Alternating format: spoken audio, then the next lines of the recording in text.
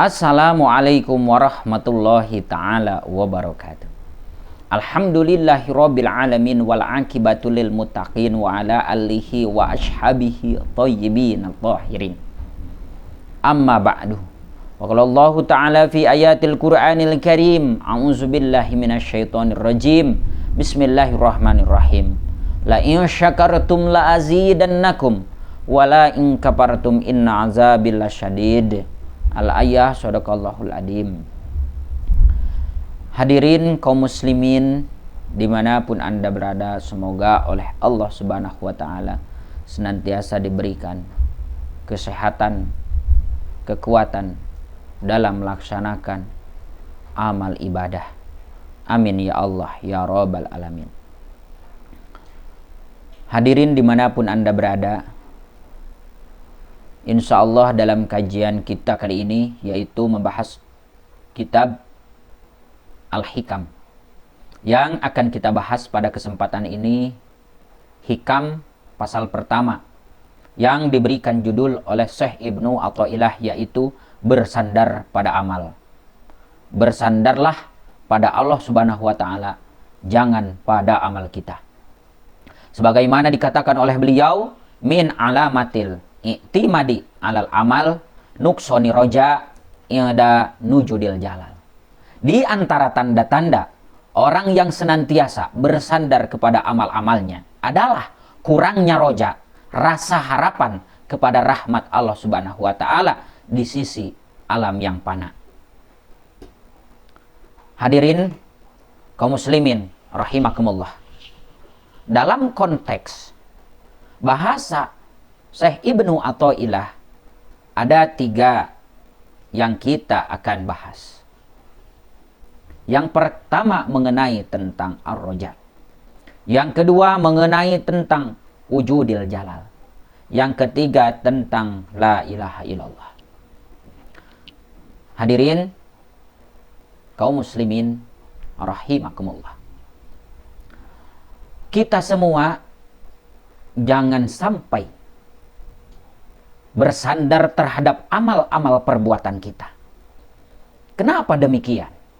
Ketika seseorang mukmin masih bersandar terhadap amal perbuatannya, merasa dengan amal perbuatannya lah dia itu akan masuk surga, merasa dengan sedekahnya lah dia itu akan mendapatkan kenikmatan yang luar biasa di surga Allah subhanahu wa ta'ala. Padahal menurut Syekh Ibnu Athaillah, ketika seseorang masih menggantungkan dirinya terhadap amal-amal perbuatannya yang ia lakukan di alam fana ini, itu adalah kurangnya roja, kurangnya rasa harapan kepada Allah subhanahu wa ta'ala, kurangnya rasa pengen mendapatkan rahmat dari Allah subhanahu wa ta'ala. Itulah yang dimaksud ar-raja dalam bahasa Syekh Ibnu Athaillah di dalam kitab Hikam dalam hikmah pertama. Yang kedua, ada juga yang disebut dengan bahasa wujudil jalal.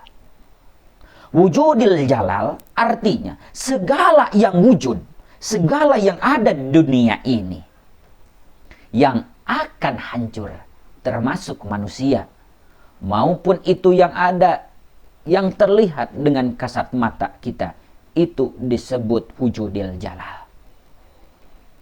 Dan lalu kita sebagai orang yang bertauhid, orang-orang yang beriman kepada Allah subhanahu wa ta'ala, untuk meningkatkan keimanan, untuk meningkatkan hasil ketakwaan kita, maka haruslah kita menanamkan roja, rasa harapan penuh terhadap rahmat Allah subhanahu wa ta'ala, bukan terhadap amal perbuatan kita.